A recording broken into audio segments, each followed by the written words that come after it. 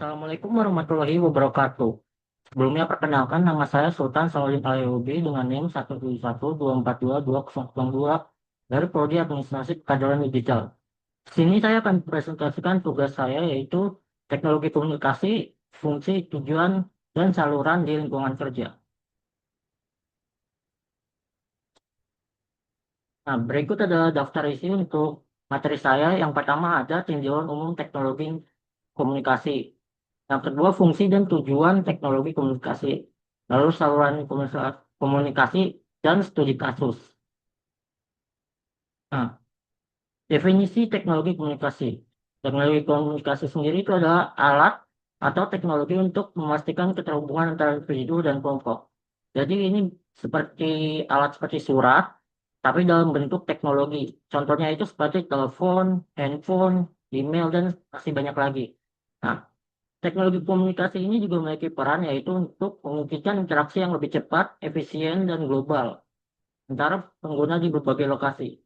Jadi selain tidak memiliki batasan, dan kita itu juga bisa ngirim ke berbagai wilayah di global, mau di luar negeri, di kota, atau bahkan di area yang jauh sekali, itu pasti bisa. Nah, berikutnya ada manfaat teknologi komunikasi. Yang pertama sebagai penghubung global.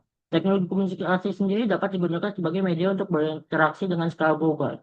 Seperti yang saya jelaskan sebelumnya, sebagai penghubung global itu maksudnya kita dapat berinteraksi dengan orang-orang yang ada di luar negeri. Mau di negara Jepang, Cina, Amerika, dan masih banyak lagi. Selain itu, teknologi komunikasi juga bisa memberikan efisiensi informasi. Teknologi komunikasi dapat meningkatkan efisiensi informasi dengan cara membagikan informasi secara merata ke semua orang yang ada di global. Berikut adalah fungsi dan tujuan teknologi komunikasi. Teknologi komunikasi sendiri memiliki fungsi berupa mempermudah komunikasi secara real-time dan mempercepat penyebaran informasi berskala global. Karena teknologi informasi berbeda dengan teknologi yang sebelumnya, di mana teknologi sebelumnya menggunakan radio dan juga surat.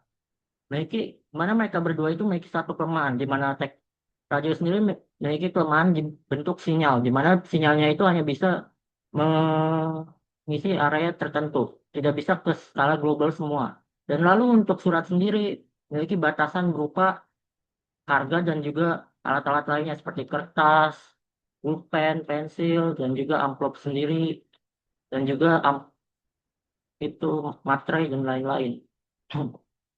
Nah, tujuannya sendiri yaitu untuk menghambat, mengurangi hambatan geografis, di mana seperti yang kita tahu, untuk mengirim surat ke luar negeri itu sudah jelas sangat sulit. Jadi dengan teknologi komunikasi seperti telepon, kita dapat dengan mudah berkomunikasi dengan orang yang ada di luar negeri kita.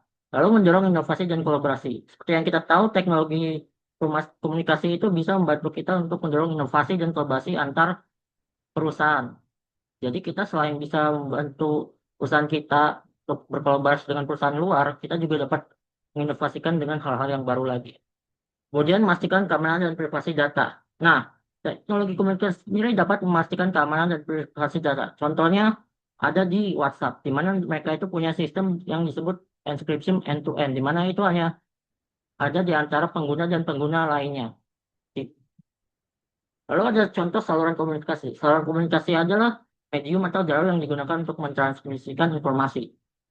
Mana satu contoh dalam bentuk tradisional adalah telepon, surat, dan radio, di mana tentunya mereka memiliki kelemahan tertentunya, seperti yang sudah saya sebutkan sebelumnya.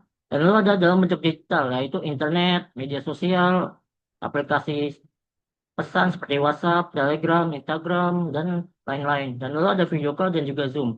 Dalam bentuk digital ini, kelemahannya hanya satu, yaitu internetnya sendiri, di mana jika internetnya down, semuanya juga akan terkena down. Tapi selain itu, internet dalam bentuk digital ini komunikasi sangat cepat dan juga efisien. Selain mengurangi harga, itu juga mempercepat penyebaran informasi.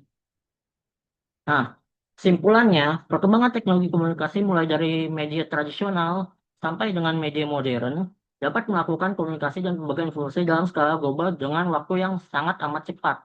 Selain itu, mereka juga meningkatkan efisiensi waktu dan tenaga orang-orang agar mereka tidak perlu membuang-buang waktunya lagi membuat surat secara tangan dan mengirimkannya langsung.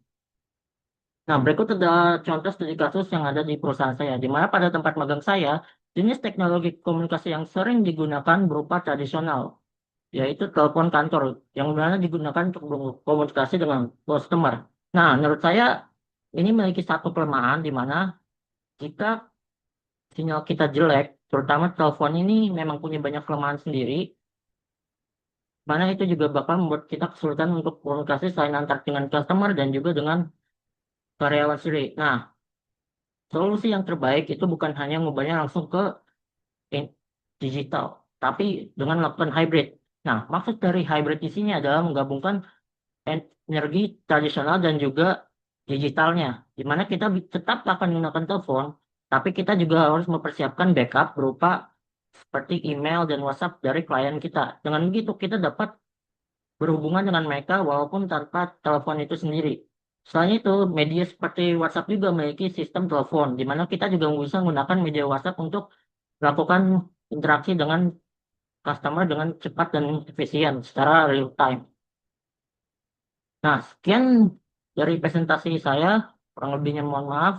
Terima kasih. Wassalamualaikum warahmatullahi wabarakatuh.